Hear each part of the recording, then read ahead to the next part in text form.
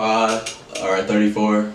Don't know. We still just going up, doing a lot of videos. I got Freddy Riley here.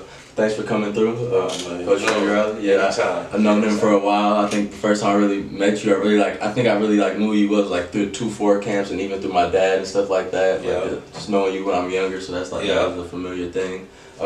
Now you're coaching. I know you were hooping too. Like that was like the organization was kind of built around 29th Street. It was like a whole bunch of older hoopers and stuff like that. Yeah. They would come back and give back like that. So could you just starting it off like basketball wise, like who started off? Who put a basketball in your hand and like we started? Silver Spring Neighborhood Center. That's where it started for me. I was playing football first, man. Oh, okay. A lot of people who close to me, they know that I was playing AFY in the Roy Hill AFY Athletes for Youth. It was a league that was going on for people who was not middle school and guys who were not basically playing high school. Okay. So it was like a 13 to 15 year old league, and I was playing football. And a lot of my guys, though, I grew up with, they were really playing basketball. And football was my first love. I fell in love with it because I was a physical guy. It was opportunity for me to release a lot of stress too, frustration. Growing up in a house where you only got, you're the only boy, and then it's all girls. Right. So you got a lot of frustration, especially growing up in the projects in Westline. You get picked on a lot, so you have to defend yourself. So that was a safe spot for me, where I got to play football, get to hurt somebody, let out some frustration, and not get penalized. Right. So I easily fell in love with football, but then it kind of translated into me playing basketball, because I was at Silver Spring Neighborhood Center for so long, and they had a lot of open gyms and everybody pretty much was playing basketball. I wasn't that good at all, man. Like I think maybe like I don't know if I could just dribble a little bit, but couldn't shoot it all. I remember Bob Ricardo telling me I couldn't hit the side of a red barn. But I think I was maybe like 12 years old, 11, 12 years old, man, that I actually got introduced to the game of basketball at Silver Spring Neighborhood Center. And, we would play every summer out on the parks at Westlawn. We would see it here, Malone-Mitchell, Sweet Hands Mitchell. Okay. He would always be in the morning. You'll hear the ball bouncing at the park, man. We talking about like 5, 6 in the morning. He up there dribbling the basketball, working on his game, So we would always try to go out there later, like around 8 o'clock. He'd still kind of be out there. We'd get up on weekends, go out there, shoot around with him a little bit. The older guys would be out there playing, and I kind of slowly gravitated to basketball from football. But it was I got introduced to basketball maybe around 11, 12 years old. Okay, and then going there, you went to Washington also, right? No, actually, Hamilton. Yeah. I know that. But what's funny is that I got a funny story about that. Almost one thing. Coming out of middle school, I applied to go to Washington. Okay. I couldn't get in because at that time it was like it was your neighborhood school. Right. You had to go there. Washington wasn't my neighborhood school, so they said you had to sign up for a specialty, which they was technology, stuff like that. So I tried to play a game, and I put Washington down, put Hamilton down, put some suburban schools down, thinking that I'm not gonna get Hamilton because it's on the south. They're not gonna let me in the suburban schools, So I'm thinking they're gonna let me in Washington, and Hamilton ended up accepting me, and I ended up going out to Hamilton. It was like maybe 5 of us from our middle school team in John Muir. Our coach knew Coach Jones over at Hamilton, and he was going to give us an opportunity, give us an opportunity to play while we were young. And man, Washington had a deep tradition, man, and I don't think if I'd have went to Washington, I wouldn't have played at all. Cal was one of them. Him and Brian Gardner, they was one of them special, those elite, special guys that had that talent to play at an early age. But I don't think I'd have been fortunate enough to get blessed like that So I went out to Hamilton, but then after we went upstate and played them, I ended up getting a letter saying that I was accepted in Washington. You know, my sophomore year. So I'm like, oh man, I'm already here in Hamilton. I'm doing good. I'm gonna stay right here. But all my guys actually went to Washington. Deshaun Ezell, Derek Carter, D Smooth, Pete Kennedy. You know, they all was at Washington. But it was like the rest of us, we went out to Hamilton. All right, yeah. So that was pretty much, it was a good decision and ended up working out there. Yeah. So how, what was y'all, you said you made the state your freshman year. Well, could have went to state my freshman year. I tricked the free throws against South Division. Carlton McGee and them on the free throw line. I'm a young buck, man. Pressure was a lot. Out there freshman. Man, got threw in the fire, man. Jones threw me in the fire. Yeah. You know, that whole year, because I pretty much missed the majority of my freshman year. I had got shot my 8th grade year going into it was the summer. I graduated 8th grade. And then I got shot going into my 9th grade year. So I missed pretty much my whole 9th grade year. I came back at the end of my 9th grade year for the playoffs. For I think I was maybe 2 regular season games, and then it was the regional and sectional. How was it working through that coming back to that rehab process? Man, that was tough. That was really tough, man. I was laid up for a while. It was a tough process, man. Mentally, you know, you challenging yourself but having doubt at the same time. But you know, I just had a toughness in us that we have out there in Silver Spring, that never say die mentality. That Bob Ricardo put in us, and I just said I'm gonna push through, you know. So I stayed in the gym, long hours, man. Stayed on the park, long hours, making sure that if he pulled me up to varsity, that I was gonna try to take advantage of it. And I got blessed at the end of the year. He pulled me and Dimitri Williams up to play varsity, and you know, it was funny. I wasn't really getting a lot of playing time. Just using me for practice and stuff like that before we blew somebody out. I got to play a couple of minutes there. Yeah, I was a freshman, I was young, but enjoying the moment, man. You know what I'm saying? It's times is different. Like freshmen come in now, they expected to play. But when we were growing up, man, that wasn't the norm. You know, you had to earn it. So I was happy with just playing as a freshman, being on the team, and you know. Against South, our guard fouled out. Corey Morgan fouled out. Rest in peace, his soul. He fouled out, and then Jones just kind of threw me in the game, like at the end. And I, you know, all year I'm talking smack to, you know, all the seniors and stuff, like all year long, like I'm that dude, you know. But to be honest, man, I was nervous. I was really nervous, and I did pretty good. I'd have turned the ball over. But when I got fouled towards the end, put me on the free throw line, and man, the nerves, it got to me, man. And you know, it was a 1-and-1, and tricked it. And so it's happened before. It happened to the best of us. I know that happened. I felt real bad too, because Chris Jones was Mr. Basketball that year. I felt Chris was to me at the time growing up, he was probably one of the best talents I have ever saw, man.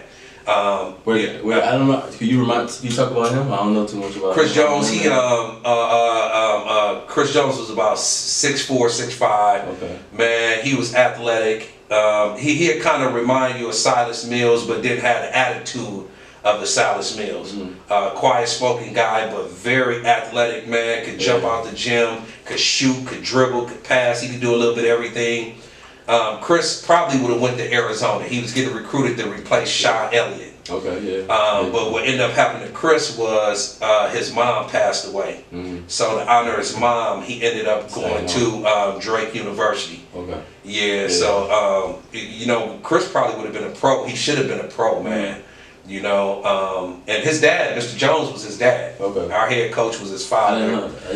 Yeah. Okay. And Chris, he was a phenomenal talent, man. Phenomenal talent. I didn't even know Coach Jones had a son that was back home and all that. That's man, crazy. Chris was cold. Coach Jones, like, he was, I think he was Mr. Basketball. It was 88, 89, 88, 89. He was Mr. Basketball. And I mean, that class was loaded with talent coming out. And he was Mr. Basketball. You know, at the time, we wasn't even in a city conference. We was considered the Big Nine. Okay. You know, and we only had the Southside schools, public schools playing. us, minus Tech, it was us, South, Bayview, and Pulaski. We was the only public schools playing against the Racine and Kenosha schools. Okay. And we was the Big Nine conference, but I felt bad because, you know, I missed them free throws and the chance to send Chris upstate to go out with a bang. Feeling that ownership from the older guys. So I already know. We lost to Carlton McGee and them. Them dudes went upstate. I think they ended up losing to Robert Berryhill and them at Racine Horlick, which Berryhill and them was cold too. Was that the guard from Racine? Is he a guard or that? Well, he was a wing. Okay. Berryhill was a wing. Yeah, Isaac. They had Isaac too. I can't remember Isaac's last name, but he was a guard too. But Horlick was loaded at that time. Yeah. They was really good, but so was South Division, man. At that time, they had Steve Bigger Brown, Carlton McGee. They had a little point guard, Latino point guard named Jeff House. Okay. They were good too, man, and well coached at the time too. Yeah. But just missed the opportunity as a freshman, man. And send him upstate, man. You know, send him out with a bang. Yeah, definitely. I understand that the full 5 way. I mean, all the way. Is there any times that you feel like, who was the killers when you was hooping, like in high school? Like when I played? Yeah, like from around the area. When I played, man, like I was caught in between. I know you said a real tough era. Like man, like our era was something else. Like, and I think we was the tail end of that era. Well, I say that class came behind us with Ewell and Eric Keeler and them. That class at Mo Madison and them, they was exceptionally talented too. Yeah. But like that class, like growing up seeing Keith Stewart, Mark, your dad, seeing Brian Gardner, Ed Pettis, seeing Silas and Chris Powell and Latrell and you know all these guys, just you know Bebop and you know just all them guys, man, growing up. And then right behind them was Cal and them. Right. You know, Cal, Tracy Gross, Mark Leslie, Tom Metcalf, you know, the list just go on and on, man. Like when you think of them 2-9 teams, man, that was pretty much everybody that was dominant in the city, with the exception of a couple of guys at Lincoln, Twan Clayton, them over at Berger, and then Zulu, you know, had a couple, man, like the cream of the crop was at 2-9, man. You know, definitely. I hear that. Before we move on, what do you think is the biggest difference between like basketball from when you was playing from when I played to now?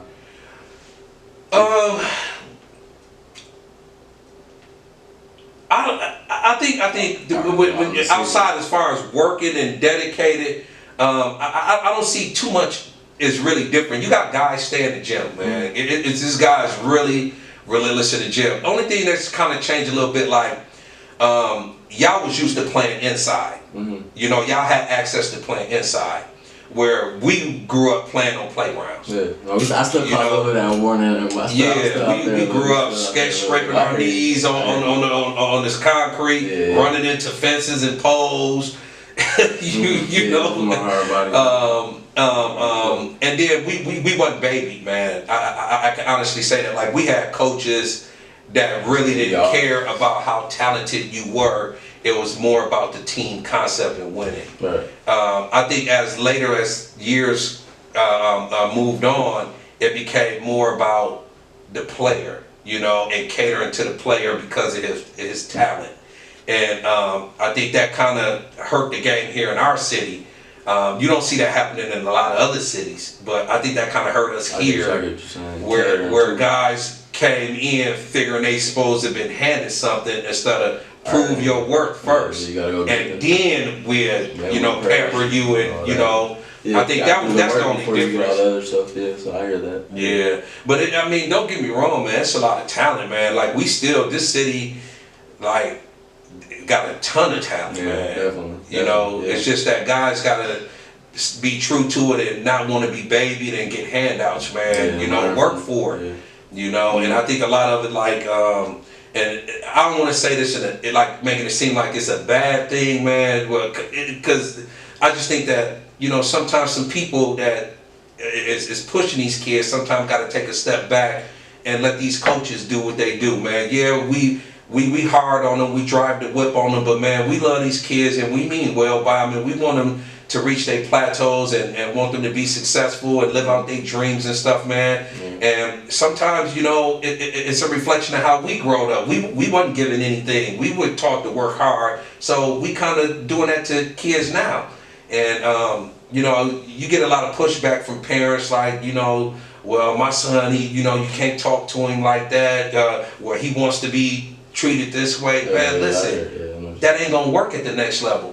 You know, you talking about a kid leaving high school, going into college, dudes is 22, 23, 24. They're trying to prepare you. And you 18 coming in and say, if you giving the keys to the car, that 22, 23, 24-year-old dude trying to go to the league. You know, he trying to turn pro. He trying to go overseas. Right. You know, he trying to create opportunity for his family to eat. He ain't got time to be looking at this dude who want to be pampered. You know what I'm saying? To be a spoon-fed and a handout. It ain't gonna work that way. You're gonna lose a lot of respect amongst your teammates and stuff. And once you lost the respect of your teammates because you want to be, you know, pampered, man, then you know, and that just never bodes well for the player. You know, so I think that's just the little things that it could be tweaked, and that's a little different from how we grew up. It's not a good thing. I understand what you're saying. It's not a good thing to baby them into that. You didn't have to worry about that. You know, you had a tough dad, you had a tough coach, you know, and then plus you wanted that yourself, man. You know, you wanted to be good yourself. You know, you pushed yourself hard, man. I watched you from the time you was little to high school, and you know, you wasn't one of them type of dudes who wanted to be spoon-fed. You worked hard for what you got. Yeah, definitely. I appreciate you for saying that. Yeah, definitely. Appreciate you for saying that. And then moving on from that though, going on from after your high school career, what was your like? Did you have any other good moments that any other deep runs that you want to mention before? My high school career was really good, man. Okay. Like, you know, I went to state twice. Could have went 3 or 4 times. Okay. But I went twice. I went my sophomore year, went my senior year. Okay. Lost to eventual state champion both times. Lost to Washington my sophomore year, which was Cal and Washington and Jamal Turrentine and Silas and them. Okay. They won it. They was ranked 4th in the country at that time, and you know they had 2 All-Americans on their team. That was tough to beat. So we lost to them, and then my senior year we lost to Alex Compton in Madison West. They was loaded, but to go to state twice as a sophomore and a senior, that was good. A lot of guys don't even get to taste the state tournament floor in their whole career. And then went on to college. Man, I sometimes I kind of sit back and I don't want to say I regret the decisions I made, but I just wonder how would the experience been if I would have took a different path. Like, as far as what? Well, I should have signed with Utah. Okay. I should have signed with Utah. Should have went to the University of Utah with Daryl Wright and Silas Mills. We could have easily been the 1, 2, and 3. You know, and I mean, I just always say, I wonder how that would have turned out. You got one of the best 2, 3 punches you feeding with Daryl and Silas on the wing, man, and all I got to do is just take care of the ball, don't turn it over, hit an open shot when, you know. And then we had Rick Majerus was one of the best coaches at the time in the country, you know. So he was there then too. He was there. He believed in me. If I'd have signed early, I think Terry Preston probably wouldn't have signed there. But I think because I didn't sign there, Terry Preston ended up signing with Utah. But I just kind of always look back at that and say, man, what it would have been if I'd have played with Daryl and Silas, man. You know. But I went to Shasta in California. I set some records out there my freshman year. We had a good run. I think my freshman year, I think we won like 20. I think we won 20-something games, got in the playoffs. Played with 2 guys from Milwaukee that was from here, Daryl Greer and Damian Adams, rest in heaven his soul too. Daryl went to North, and everybody know Daryl was a prolific scorer, awesome shooter, played for 20th Street. And then Damian Adams went to Tulsa West. He was athletic, 6'6", could jump out the gym. And we did really well at Shasta my freshman year coming in. I made the Reno All-Tournament team as a freshman. We played against Lansing, who was ranked 13th in the country at the time. They had one of the top point guards in the country, John, at the point, and I scored 57 on them. I hit 10 threes, and I mean that was my career high as an individual game in my junior college career at Shasta. But I was all Golden Valley Conference my freshman year, all Golden Valley Conference my sophomore year, MVP of the Golden Valley Conference my sophomore year. Was there a reason why you had to go to junior college right away? I toyed around with the ACT offs, like a lot of our guys do here, man. Which we trying to change that culture. We try to encourage our kids now to start taking the test as freshmen, sophomores. Now you have to pay for it, you know what I'm saying? But that's the hidden key that a lot of people don't understand. These kids can start taking tests as freshmen. And you can keep taking it your sophomore, junior, senior year, give you more chance to get familiar with the test. And so by the time, you can be eligible. I kind of digged around with it. Rick Cobb had put me, Otto McDuffie, Brian Curry, Ewell, Clinton, and Audrey Wilson. He put us in the class at MATC, an ACT preparatory class, and but that was my senior year. So I only took the test. I believe I took the test twice. I think we needed a 19 at the time to qualify to play Division I ball. If not, you was considered a Prop 48. I think I scored a 17. I think I had a 15 the first time, and then I scored a 17 the second time. Excuse me. And I was a non-qualifier. I could have still signed Division I because they was taking props at the time. Like Cal went to Kansas and was a prop, and Silas was a prop at Utah. I could have signed still with Utah as a prop, but my ego wouldn't let me. It was saying, I'm not sitting out, I want to play. And so I went to junior college. I know California, they get up and down the floor. That was my style of basketball. I like the transition game. I really wanted to test myself on the whole coast that never got a chance to really see me play. So I took my talents out to California and had an awesome career, man. I got inducted into my junior college Hall of Fame. Congratulations on that. All state on that. 2 years in junior college. MVP of the conference my sophomore year.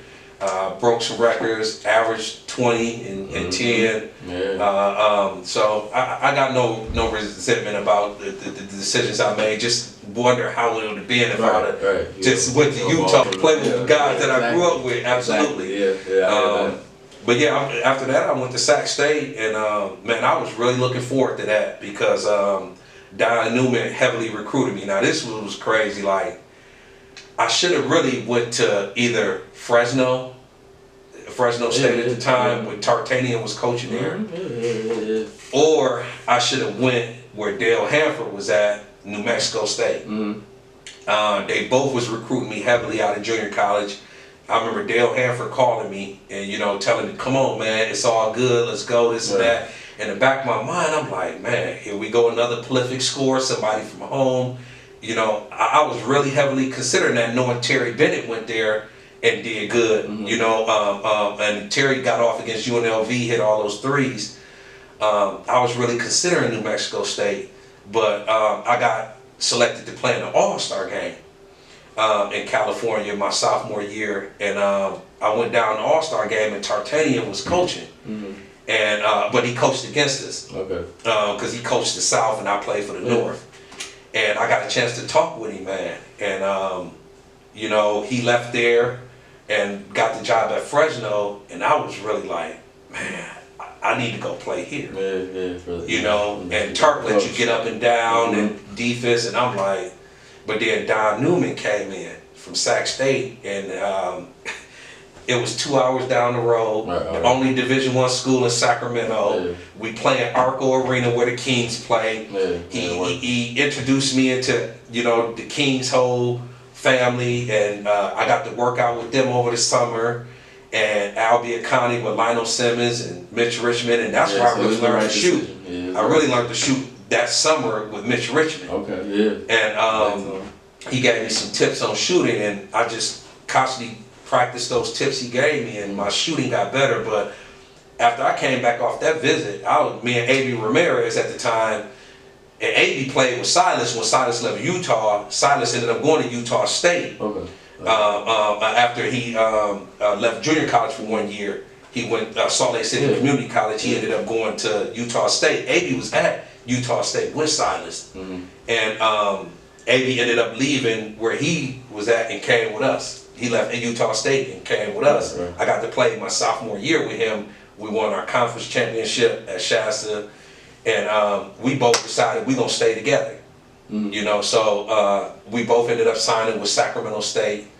And man, that summer I went out there. I was really looking forward to playing because our non-conference schedule was, man, like we played in Minnesota, which at the time they had Rashad Leonard. They was ranked nationally. We had Georgetown on the schedule in our tournament at Arco Arena, which I would have played Iverson. We had Kenny Sykes from Grambling, who led the nation in scoring at the time. I think Kenny Sykes was averaging like 27. We played Minnesota. Like we had we had Tulane. They had Gerald Honeycutt at the time down from Tulane. We had a really deep non-conference schedule, and I was like, I can make my mark that way. So me and A.B. tried to stay together. I signed with Sac State, but then I got in a car accident. We driving back. I'm on the passenger side. My guy Stu driving. This is the car accident. And you know, I got my seatbelt on, and I'm leaned back though. You know, I had the seat all the way leaned back. And they said that the man crossed over into our lane, but then I also hear that Stu fell asleep too at the wheel. We ended up going head up. You know, hitting head up with an old man in a Cadillac car, hitting head up, and then get smacked from behind by a semi. The smack from behind, the semi sent me through the windshield. So, you know, I was paralyzed, half of my body was paralyzed, and I thought I was gonna die. My mama couldn't get out to California because she's scared to fly. And I just said at that time, I'm gonna leave. You know, I'm gonna leave Sac State, and I came home. Ewell Clinton, man, I've been knowing Ewell since I've been like 11, 12 years old. Ewell called me from 2-9. We played together. Ewell called me. He had left Mesa, Arizona, ended up signing out at North Dakota State. They needed a point guard. And Ewell told Coach Tom Billiter about me. Coach B got on the phone with Rick Cobb, which was our AAU coach at the time. And I thought North Dakota State is a lot closer. Plus, it's a straight shot, 94 West, straight up to the campus. I was like, at least if something happened, my mom and dad had to get up there to see me. So I ended up leaving Sacramento State, and ended up going to North Dakota State, and that's where I finished up at. How was that rehab process? Because you did say that you was like that was worse than when I got shot. You've been through a few little things. So like, how was that rehab process? And you still made it back to finish. Like the therapy, man, took months. I mean, months and months. Psychologically, I was really, down in the dumps, man. Was it your legs? I was really lower depressed. body, everything? No, my shoulder. Okay. My whole side of my shoulder. I was just messed up. Couldn't move. It was painful, man, going through the rehab. It was like you learn how to ride a bike for the first time. You have to learn to work these limbs all over again from the beginning. Like if you break a leg, you break an arm, ligaments tore, bones, all that. I had to start from the beginning all over again, man. And the good thing it was my right side opposed to my left side, because my left, I'm already knowing. And it was just tough, man. It was a really tough, gruesome process. I had a lot of self-doubt. If I could ever get back to that playing level that I once was. But I had some very encouraging family and friends that supported me, man. And that's the one. That's what I was gonna ask too. Not to cut you up. So like that helps you through that self-doubt. You would say. Yeah, man. I like one thing about like out in Westline, man. We really are family. Like, you know, I mean, really family. Like, you know, if guys know you got a gift, they gonna ride you. They talk about you as tough love, but it's just to motivate you, you know. And you know, I got pushed to get back to where I could play at by those guys. Yeah, they didn't just yeah, they would let me, man. They always talked about, you gonna be a has-been, you can't do this, you can't do that. And I knew it wasn't nothing to really like put me down. They was just trying to motivate me, man. Yeah, to get back to where, you know, they knew I could play at. And, you know, eventually it took some time, but I did. And by the time it was time for me to go to North Dakota State, I was ready to go. Right, yeah, that's tough, yeah. That's tough. Yeah, you went through 2 tough things already. Like I said, at a super young age. I tell the kids all the time, man, I'm not supposed to be here. Right. Really, by the grace of God, man. You know, I ain't said I'm a cat, got 9 lives, but I seen death twice. You know, and made it through both situations, and you know, I'm very blessed to have been made it through it. Now I feel I really have a purpose. You know, because anybody else, they probably would have been taken out. You know, when they made it, or given up on life, period, from those situations. But I'm here, and I give my testimony to a lot of kids, and just hope that they learn from my experience and don't have to go through their own. Right. Yeah. Always, I understand that for real. Yeah. You got a lot. I hope they're listening. It's a lot to learn from. So I hope they're really listening to it. Moving on from that. What did you after college? After you finished your senior year, did you go on to play professionally anywhere or anything? I had some looks, man. You know, my senior year at North Dakota State, it wasn't as strong as my junior year. How was that like? Did you feel like you were back to normal? I doubt you did. Like, well, I think what it really got to, man, it was getting down towards the end, and I was just like, I gotta graduate. I can't go home without this paper, otherwise I'm gonna be the laughing stock. So I really started to focus on my academics. Right. I was still working on my game, but I wasn't working on my game like I really got into it. Yeah, I said, man, I gotta graduate.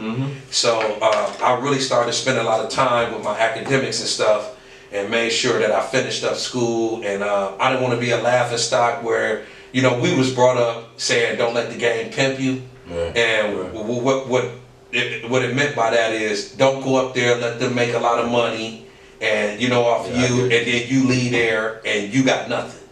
So at a worst case scenario, you walk out with that college degree. So I wanted to make sure that I got my college degree, man, and I started to focus on there. But I got some opportunities, man. Some semi-professional looks, some free agent camps, but nothing really never stuck, man. Nothing never stuck. You know, went down to Fort Lauderdale and tried out for some places. Went to Michigan, tried out some places. California. You know, I had a really good agent at the time, Miles McAfee. He was at the time, he was at Golden Gate Sports, which No Limit Sports Management brought out Golden Gate Sports. And Miles was my agent at the time, so he was trying to get me some places, get me some looks, but nothing really stuck. So once again, this is why I encourage kids, get that degree, because when it didn't work for me, at least I was able to fall back on my degree, and that's what I've been working off my degree ever since, you know, I retired from basketball in '98. Yeah, and you, what did you get your degree in? What was it, education? Yep. Okay, so so you've teaching. You've been teaching ever since then. So been in the system. Been 22 years teaching. Been in MPS teaching for 20 years. Giving back to kids. Yeah, man. So I'm glad I listened to my mentors, and when they said don't let the game pimp you, you know, make sure you get something from it. Yeah, definitely. I hear that. Going on to coaching. When did you first get involved in the coaching? I think when I came home and stopped playing, trying out, I was working at Silver Spring Neighborhood Center. I was working in an alternative school at the time. Anthony McHenry, who now is the CEO over at MAS, He was one of the teachers that was teaching. I think Mac was teaching social studies at the time, either that or science, something like that at Silver Spring Alternative School. And I came in. I was teaching too with him, and then I was a youth and activity specialist. They hired me. My mentor Bobby Ricardo hired me as a second job, working at Silver Spring as a youth and activity specialist. And I first got my feet wet coaching, AFY with him. Okay. Taking over coaching AFY for the Spartans. And then I always was intrigued by the AAU, which we never had that. We never had AAU. Bob never really believed in that. Rest in heaven his soul. My mentor, he never believed in AAU. He always believed that AFY, high school, college. That was the route. But I said, since I'm running the program now, I'm gonna do something a little different. So I started the Silver Spring Spartans AAU program out there. Okay. And I remember your dad was coaching with Young Lions.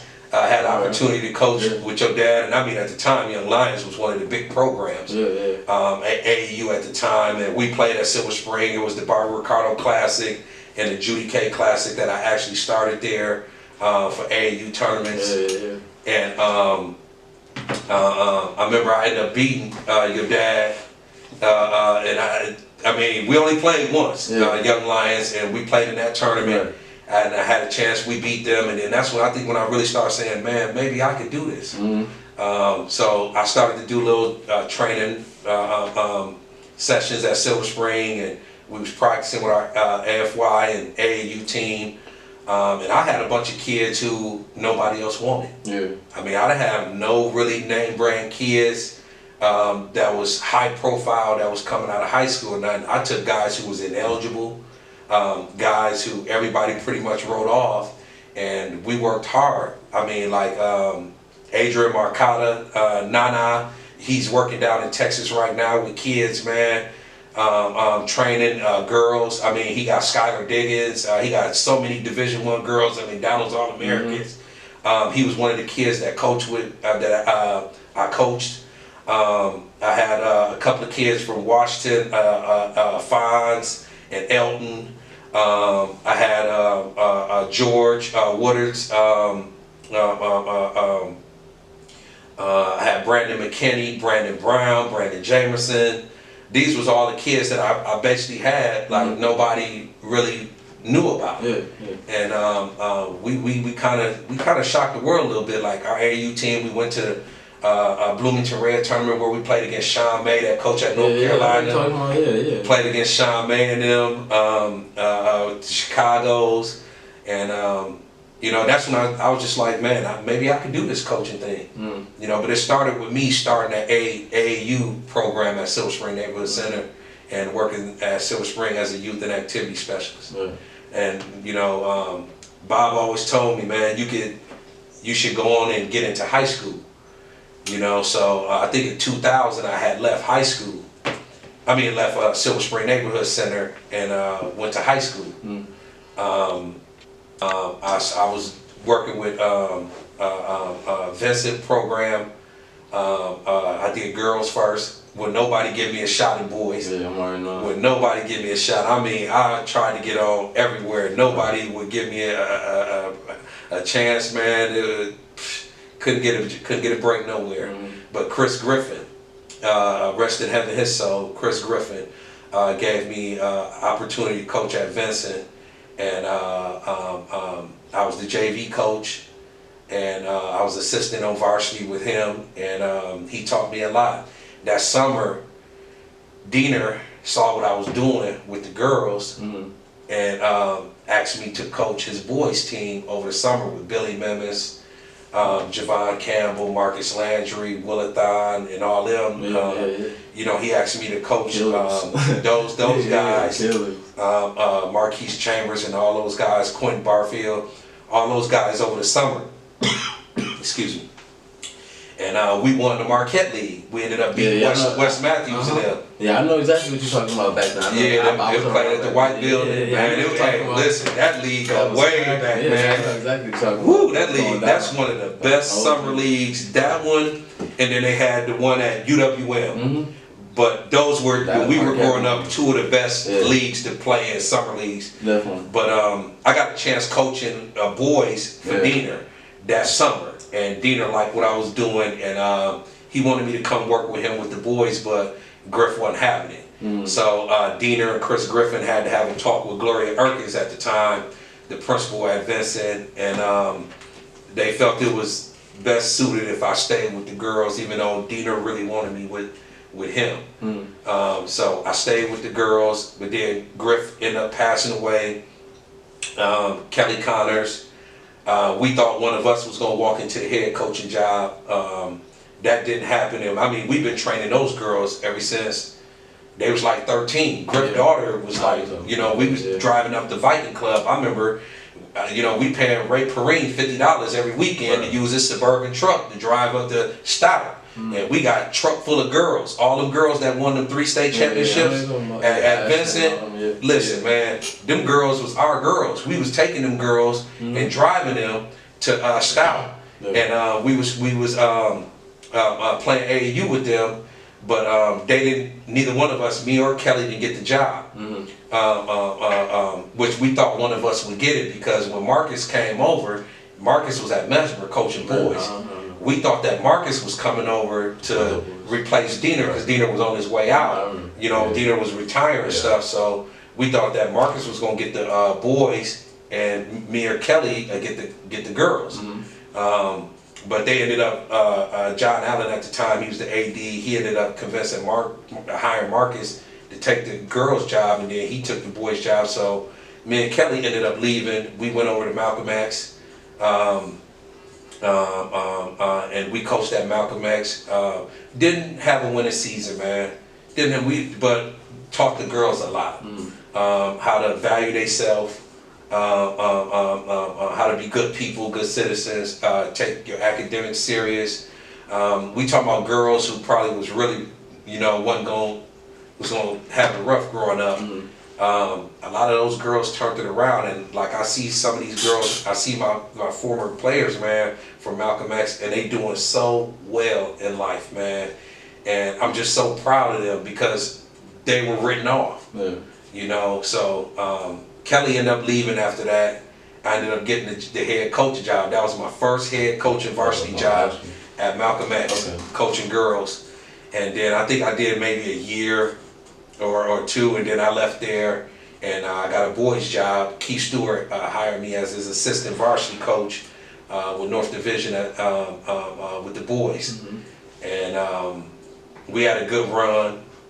Keith taught me a lot, man.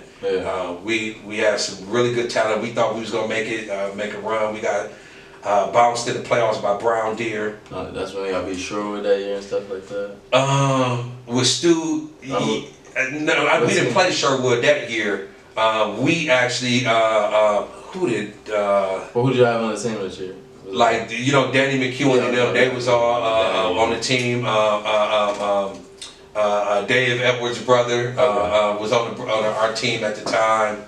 Buck. Buck and them, I know you're talking about that. Terrence, Buck. That was all. Y'all should have been there. Y'all should have had a run. I know the team you talking about. But it was a dude named DeMarcus. DeMarcus Phillips. That probably is over. You know, Washington was tough at that time, man. Definitely, but yeah, we thought we was gonna get busy in the playoffs. We was deep, we was big, but we got beat by Brown Deer in the playoffs that year. Left North. Diener got the job at Hamilton, and he brought me over to be his assistant at Hamilton, along with Coach T Turntine, Jamal Turntine. He was already there. He was coaching with the coach that was the head coach there, but then Diener kept him and then hired Randy Williams, and we was his coaching staff at the time.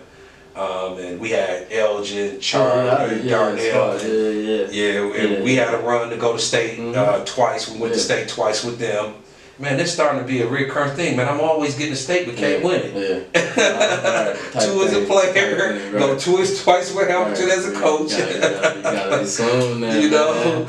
I have found a few questions before I had to, before this is over. Well, how was it like coaching Washington? Like, was that like, cause that like would you say like your most successful coaching job, like head coaching job, or like? Absolutely. Like how's that been? How's that been like being a head coach at that? It's a blessing, man. I always dreamed of. I remember when we lost our last time of state with Hockey and Octavia Belcher. We lost at Madison Memorial, and Diener. We was in a hotel, and Diener had told me like, "You ready? It's your time. You need to be a head coach." And I didn't think I was ready though. To be honest, I didn't think I was ready. But I had 15 years of preparing myself for that job. Yeah, more than enough. You know what I'm saying? You think from 98 up until the time I got, when my last year with Diener, that was a lot of years that I had. And I had some different coaches that was different philosophies, but all of it, I took what was good in from each one of them. And, I guess it was my time. I applied for the Washington job. I knew the principal. We worked together at Malcolm X. She brought me in for an interview. I don't know who else all applied for it, but at the time she felt I was a good fit for Washington. And I told her I wanted to change the culture at Washington. I don't want no more Washington guys going junior college, because I seen the pattern of Washington always having phenomenal talent, but a lot of those guys wasn't going Division I. They wasn't qualifying. So I said, I wanted to focus on academics, and these guys already got talent. Let's get them ready to decide to do a whole bunch of 4-year signings, university signings, opposed to JUCOs. The ones have to go JUCO, we understand that, but for the most part, let's try to get the ones who really those high 5-star, 4-star athletes. Let's get those guys to Division I, and that was my promise tour, and changing the culture in that. And man, I've been living a high, man, for 8 years, 9 years now as a Washington coach, man. It's a dream job. The legacy and the tradition there is something that you can't even begin to even think about. Well, you was part of a tradition and legacy over at King. You know how deep that is, and every year they telling you the classes that was ahead of you that was successful, and the expectations of the program and how you got to live up to that. It was kind of like that for me coming in. Washington only had 5 coaches. I'm the 5th coach. So they had 4 before me. So it was just kind of like all these guys. When you look at them, all of them was really pretty much successful. And I said, man, I got big shoes to fill. So I just really want to focus on having a plan for these guys coming in. And most of my guys know that. All of my guys, I ain't gonna say most. Every player that played for me know I have this basketball Bible. It's over 100 pages, and it's a layout of my whole basketball program. And I mean, from academics to the athletic program, to fundraisers, to summer programs, conditioning. It's laid out. Everything is laid out in that binder, and that's what I live by, man. That binder, and it's been kind of spearheading me and helping taking care of the promise that I promised Miss Tanya Adair at the time that hired me, the principal, that I would change the culture at Washington. But it's a dream job, man, and we've been very successful. I mean, we won like 4 or 5 city conference championships in an 8-year run. Like you said, 2 state appearances. 2 state runner-ups, 3 state appearances, 3 sectionals, 5 regionals. Guys signing, going on to school, and that's the main thing I'm kind of proud of, Austin. Like, a lot of people don't know this. Like, that's why I take a lot of these trips going, and the guys in Diener taught me this. Taking them trips over Christmas break, out to Myrtle Beach, out to California, out to these places, because a lot of our kids that I coach outside of the 5-star guys, those kids are playing varsity basketball for the first time, you know, so nobody has seen them. I mean, going to California and Vegas, I mean, I was able to get kids scholarships. Yes, we talking about guys who playing 1 year, guy who wasn't supposed to graduate. We getting these guys graduated, getting them caught up to graduate, and then getting them on to college. You know, a lot of people don't know that. Like even with Tijon Lucas' situation coming from Sherwood, being able to get Tijon to be a qualifier, Jalen Stephen Holmes to get him to become a qualifier, and the list goes on and on and on. Look, you know, even with DT going to Grambling, you know, and Jimmy, and I mean that list just goes on and on, man, of kids. But one thing I do want to say, man, I had a really good coaching staff, a good supporting staff of understood the culture of basketball and winning and getting guys to that next level. You know, these guys were very successful themselves, and I'm talking about Jamal Turntine, Eric Williams, we talking about Keon, Larry Mitchell, we talking about Brian Curry, Alonzo Miller, you know, the list just goes on. Vernon Malone, Johnny Dennismore. I had some really good coaches over the years that really understood that helped me with these young men. And man, we've been having fun, man. It's really been a joyous ride. Last year was probably one of my downest years out of the years I've been coaching. A lot of players left. Yeah, a lot of players left. If Mike and Keontae stayed, if Trey stayed, it would have been totally different. Trey White would have stayed, and Mike Foster would have stayed, and Keontae Clay would have stayed. I mean, it would have been totally different. Yeah, a whole different story. But you know, and then that party would have helped us land some other guys, like maybe you know, the kid out of Brookfield East wouldn't have went out to Brookfield East. You know, maybe Jalen Johnson wouldn't have went to Nicolay. He probably would have came to us. You know, and so you know, you just never know, man. Like maybe a lot of those guys would have ended up coming to Washington because they'd have seen the success that we were having with kids. But I got no gripes about you know, the way it's going right now, man. I love it.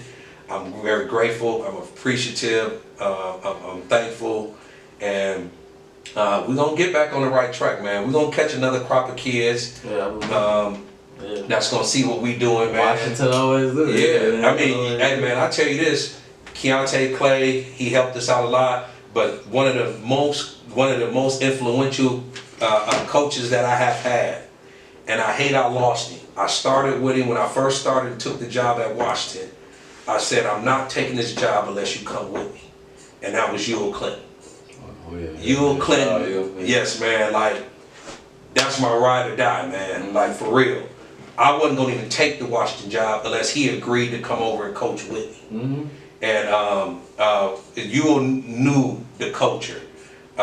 We was coaching together with the Spartans AAU team when we had Jamar and them and PJ and them, Nick Allen and them before they all kind of transferred and went to Riverside and Marshall and stuff.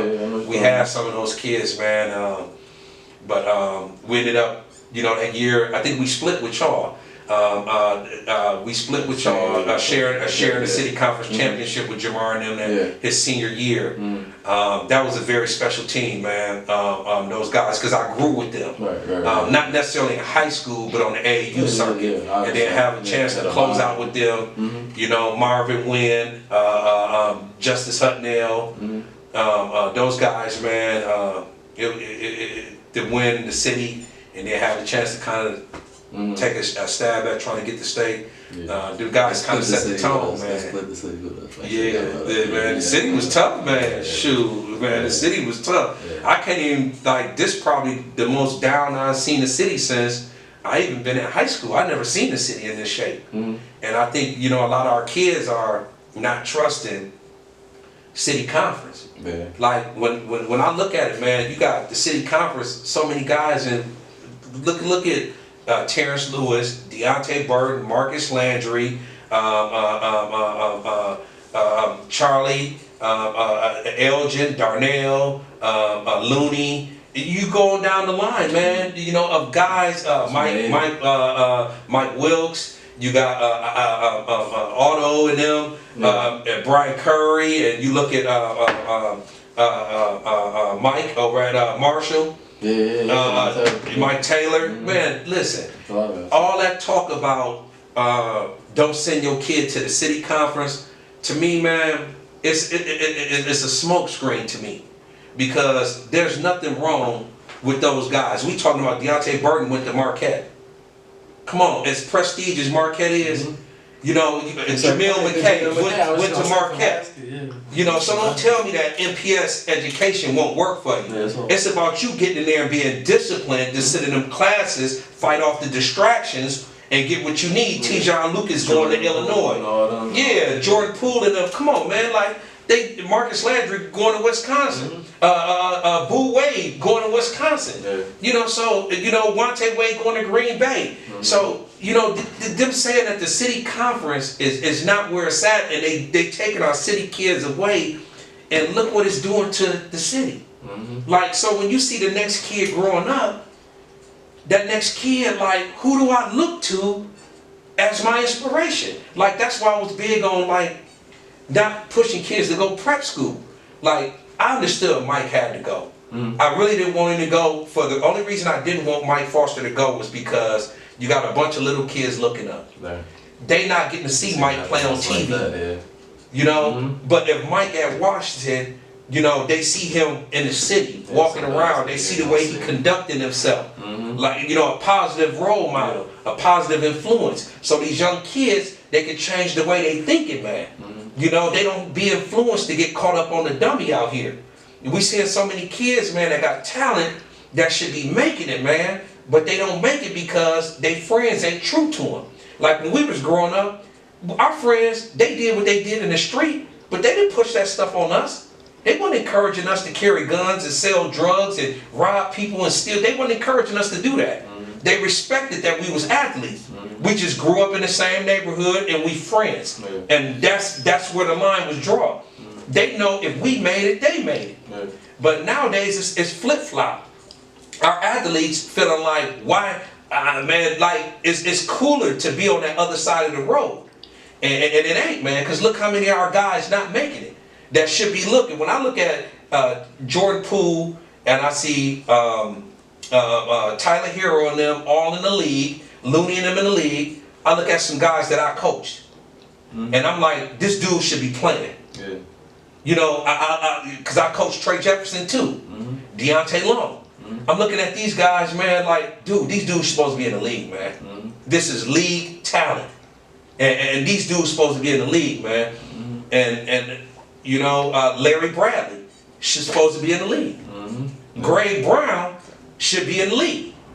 You know, these dudes are professionals, man. When you talk about playing ball, hoop game, these dudes are professional. And that's where it's a little different. Von McDay lived on that side, but guess what? Von McDay knew how to handle the situation. Von went to UWM. Von got drafted by the Nets. He didn't let the streets get in the way of him making it, man. You know, and that's I just say that's where it, you know, things has changed, man. Our guys got to stop letting that happen, man. And really, they got to reevaluate their friends, man. You know, these dudes ain't true to you, man. To me, if they telling you to pick up that pack and pick up that gun and let's go do this and let's go do that, when they know you got a talent that can go help you make millions of dollars. You know, because I look at some of these dudes on TV now, I'll be pissed they making $8 million, $15 million. And I knew in high school I was getting with them. you know what I'm saying? Yeah, that's how I be feeling. Man, shoot. That's how I be feeling. Man. You explaining my pain, man. So, but it's decisions, man. They can't lose focus, man. It's all about decisions. Yeah, and you know, you gotta have, I heard Mike Foster say it the best. You have to have a good surrounding of people around you, man. You can't have everybody over here just talking basketball or everybody over here. You got to have a good surrounding, and I think that's why Mike is going to be the next one out. That's going to make it like Kevon was, because they got a good supporting cast around him, man. Yeah, I hope so. I hope so. I believe it. Sure, I hope so. I hope so. There's no reason not. The talent there, shoot. Man, and he got a good level head, man. The kid got a good level head. So I just, I'm proud of what we've been able to accomplish at Washington. I'm proud of what some of the young guys are doing, but it should be more. There should be more. And all the success should have to be done. Success stories shouldn't be done with guys out in the suburbs. It should. We should have our success stories right in the city too. I agree. I agree. I agree. And thank you for keep on doing thank you for what you have been doing, and hopefully you keep on doing what you have been doing, because it's everything you said. You working to get them kids to school. You working for their future, so their future gonna be better than stuff that you've seen in the past. So yeah, that's all. It's all more. That's all I'm here for, man. I always told him I gotta be a role model myself, man. If I can't make it, I'm gonna try to push and help somebody else make it, man. Yeah. That's definitely a lot more respect to that. And yeah, just keep on going what you're doing. I appreciate you for coming through. I don't know if you had any questions or anything. No, I just want to give a shout out to you, man. I love the platform that you're making, that you're doing. Man, you continue to do this. Find ways to make it bigger and better, man, because you're going to give that outlet to a lot of guys like myself, and to come back and talk to these youth to let them know that, man, listen, this is the way it should be. So I love what you're doing, man, and find different ways, creative ways to make it bigger and better. But I think you got something special here. Make it your baby, man, for real. Cradle it, take it with you and master it.